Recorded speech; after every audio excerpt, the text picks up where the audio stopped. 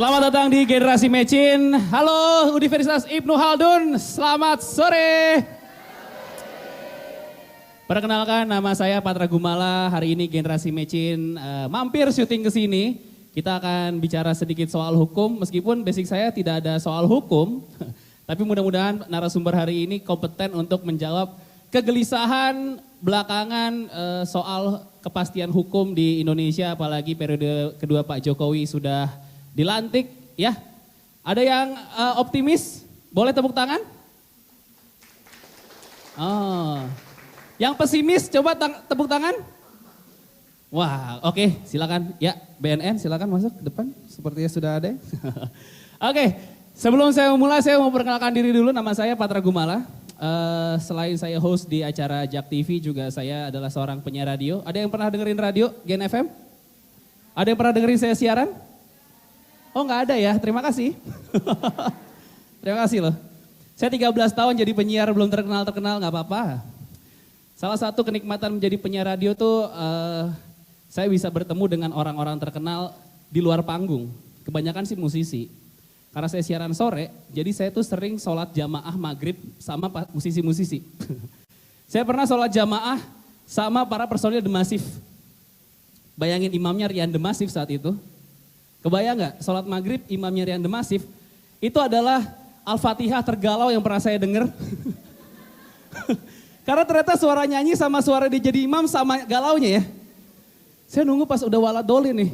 Waladolin, mau nangis saya dengernya.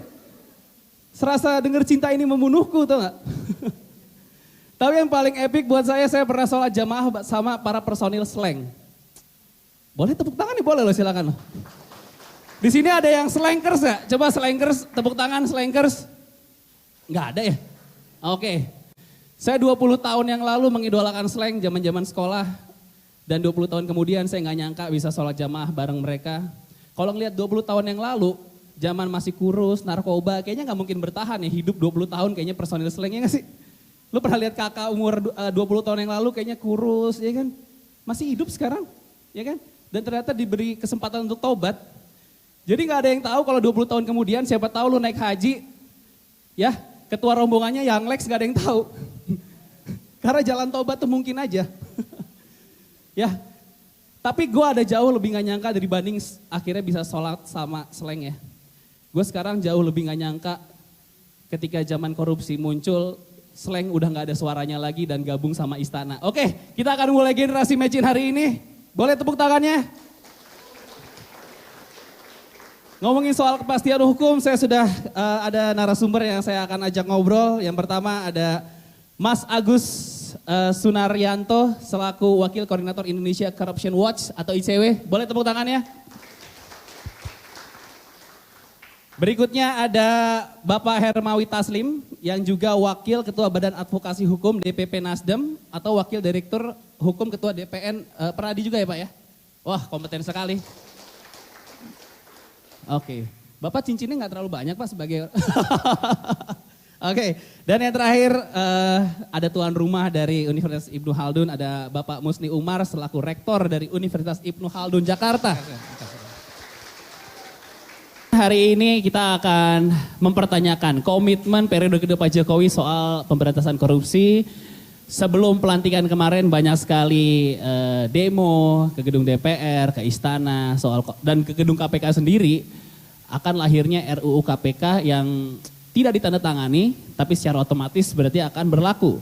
Nah, saya mau nanya pertama untuk Mas Agus, selaku perwakilan dari ICW, Mas. Sebenarnya yang dimasalahkan tuh apa sih dari RUU KPK kemarin sampai segitu gede dan ramainya, Mas? Ya, kita lihat sih sebenarnya kalau dari proses ya, tentu sebelum masuk substansi kita melihat prosesnya seperti apa terlebih dahulu gitu ya. Kalau kita lihat proses kan sebenarnya kok kelihatannya seperti diam-diam. Ya memang anggota DPR menyatakan di Komisi 3 itu tidak diam-diam, diundang. Tapi konteksnya diundang pada saat itu adalah sebenarnya proses yang sudah berjalan cukup lama. Artinya bukan hanya pada saat pembahasan di menjelang Presiden Jokowi itu atau pasca pemilu. Sebenarnya kan proses pembahasan revisi Undang-Undang KPK hampir setiap tahun sudah dilakukan oleh Komisi 3 gitu ya. Usulan-usulan termasuk upaya-upaya menjaring masukan-masukan dari berbagai kampus.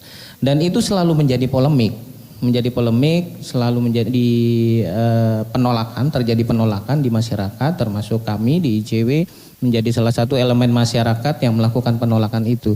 Nah, itu yang kemudian diklaim oleh DPR itu sudah dilakukan. Jadi bukan hanya pada saat itu. Kalau pada saat itu jelas KPK sudah berkali-kali menyatakan bahwa kami tidak pernah diundang. Bahkan salah satu pimpinan sudah meminta draft revisinya ke Kemenkumham langsung, itu tidak diberikan dan itu diakui gitu ya. Jadi kalau dari proses kan kelihatannya apa sih yang dipermasalahkan, dan pada akhirnya masyarakat pun termasuk kami juga mendapatkan draft yang tidak langsung dari DPR gitu ya, dapat ya dari banyak masyarakat yang juga memberi kepada kami. Dan dengan hasil revisi yang terakhir ini saya kok berpikiran orang nanti ramai-ramai tidak akan berusaha untuk jadi pimpinan KPK lagi. Lebih baik jadi Dewan Pengawas saja. Karena kewenangannya justru itu lebih besar dibanding komisioner. Kalau dulu kan selalu orang berbondong-bondong mau jadi komisioner karena dia punya kewenangan yang besar, misalnya bisa memberikan keputusan untuk penyidikan, kemudian penuntutan gitu ya, izin penyadapan dan lain-lain.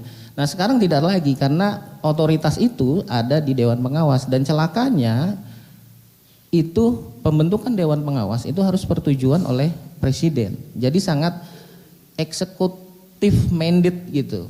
Kalau di komisioner ini kan harus ada keputusan bersama antara pansel yang dibentuk oleh eksekutif dengan persetujuan di DPR. Jadi ada representasi dari masyarakat di situ.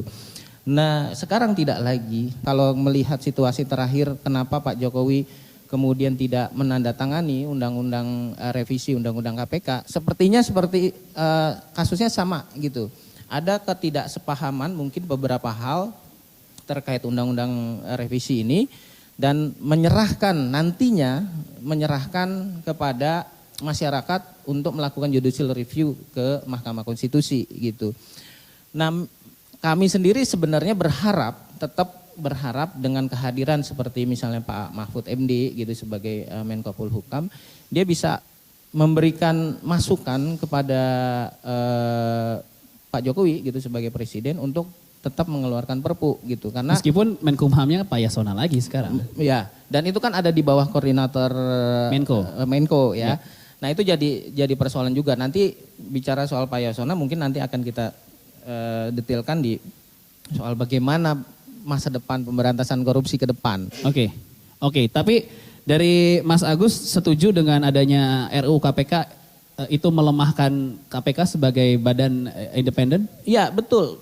Kami standing position kami dari awal menolak adanya revisi karena pada akhirnya dia tidak akan memperkuat. Kalau semangatnya dibilangnya anggota DPR itu memperkuat, justru misalnya soal Dewan Pengawas tadi ini kan menjadi birokratis gitu ya. Soal izin dan lain-lain sudah jelas di putusan MK.